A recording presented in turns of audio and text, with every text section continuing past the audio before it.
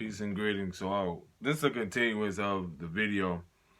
So a lot of which I was learning in these connections and relationships was even up to this moment was Spirit, the Creator was showing me of how I've always valued myself above all of these things externally.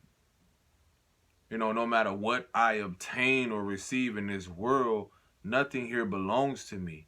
And see, I learned that through these connections and through these relationships, it wasn't so more to point the finger at, you know, what I was experiencing or who was to blame. A lot of it showed me how to self-reflect on what they were shown in their childhood and how they were to view a relationship. And see, that all that is influenced by music, how people have grown up through their traumatic experiences or childhood experiences. And this has gave them an outlook on all relationships or relationships to come.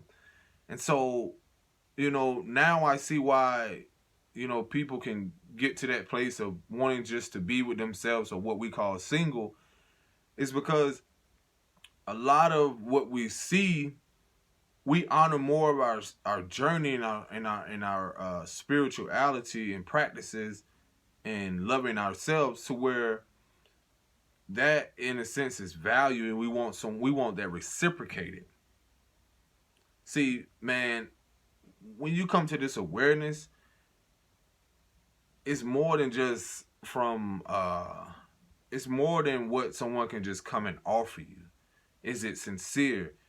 Is it you know, learning, like you're learning through these processes of like what is someone true, what is their love language? You're learning your love language, and you're learning to heal and to be worthy of love again, or feeling that, knowing that feeling of being being loved, and am I able to be loved?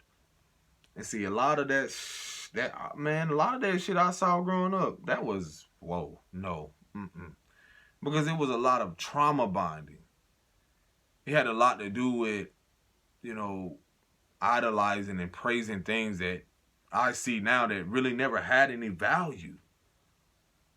And see, now it's like people are being told by these people, you know, all these influencers or people, and I'm like, you are the biggest influencer in your life. What are we sharing now to? I would rather express who in my connections show a woman like, look, value yourself first, love yourself first, give it to you first. You know, the earth, wind, and fire says I can only, you can't give what you never have. See, a lot of us, I'm learning within myself, how could I offer you something if I haven't given to myself? That which is love. And see, love is love is something that you cannot put a price value on once you get to that place, that, you know, that inner knowing. And so all things like I feel would just be, you know, added to my life or added to my journey, and I appreciate it, but also have no attachment to it. That's just as people, because nothing or no one belongs to me here. And see, that's the beauty of what unconditional or, you know, genuine love is through that non-attachment. And see, we all don't have that awareness, you know, as of now, but we're coming into that. So if anything we're learning is to be grateful for that, learning what it is to unlearn these things and relearn, and you know, that process of what it really means to value oneself and to love oneself. And so man, and that's why I see the shift now. It's like, how many people can I touch while I'm here? My legacy is more vital now. The same connections I was in, I let go of, and releasing all that resentment, you know, from what I've experienced with the mother, releasing resentment towards the father, you know, not blaming people for them not being there, and see, that right there allows me to live a more fulfilling life, and in a more holistic way, and in an honorable way, to where I could move forward and walk forward in that destiny and allow myself to surrender to that, and then let that be passed down to, the children that I co-create with, co-create with my partner. Like, oh yeah, and in the sense of co-creating with them, it's like creating things and letting them know, like, look, your imagination, because we all co-create with each other. But in the sense of like my spouse, when I co-create, we see the importance, of, look, this is about our legacy. This is about when we come together, how can we collaborate? How can we connect? What can we pass on? And see, that's through the awareness of, what we have learned on our journey, she has learned, or, through growth, through unlearning, through healing. And so, whew, man, I'm telling you, because it's, you know how it is when you come around certain people and families, like their focus is just, they're stuck in certain places, or they just focus on this, gotta get this, and it will never be enough for people like that, because they don't see the value within themselves. They don't see that it's more to it than just, how much money you have, or how many material things that you have. And then how did you learn that way? Who taught you that?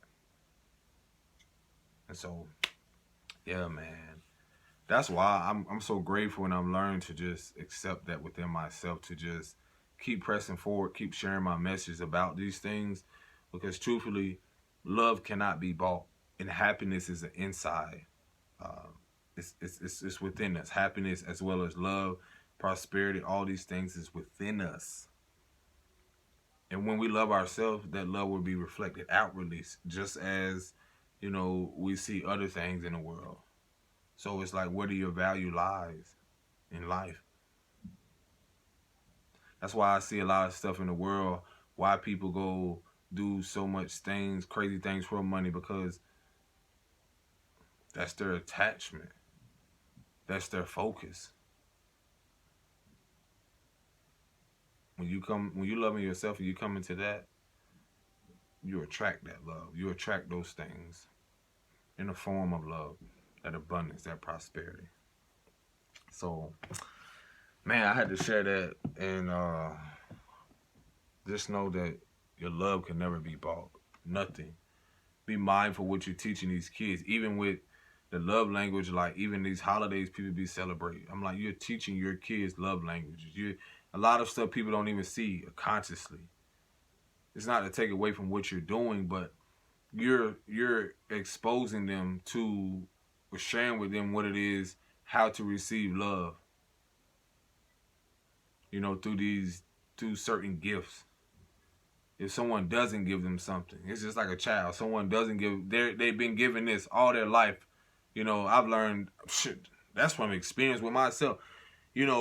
You seeing other people getting this, and then this person getting this, and it makes kids question, like, why I'm not getting this, or, they're looking for this on certain holidays.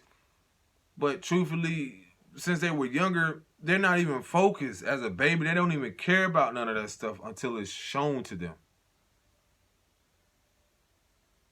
I know that's one thing. Within me, I gotta be truthful with myself. I cannot tell people what to do. Just bringing more awareness to the fact of, like, you are teaching, we are showing our kids, and whether it be the phone, that's a love language. Kids they just walking around like this.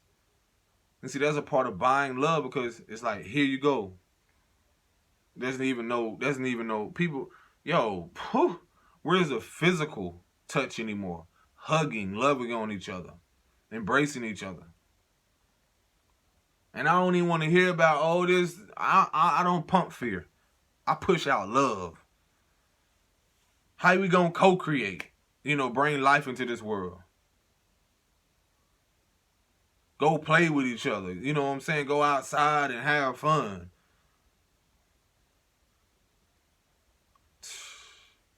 Everything is happening as it should, but man, look. This is the beauty of it. Love heals. Oh, man. And see, that's why a lot of stuff is being exposed when when certain connections and certain things that shift in the world, and you know, money is not at the forefront, or even sex or certain things, then it's showing the value of what people really have. What do they truly value now? It's like, what are you idolizing? What is your God? That's why we got to be mindful and trust in your gifts, and you know, in these moments, and share your message. It'll help someone. Peace and blessing. Shalom.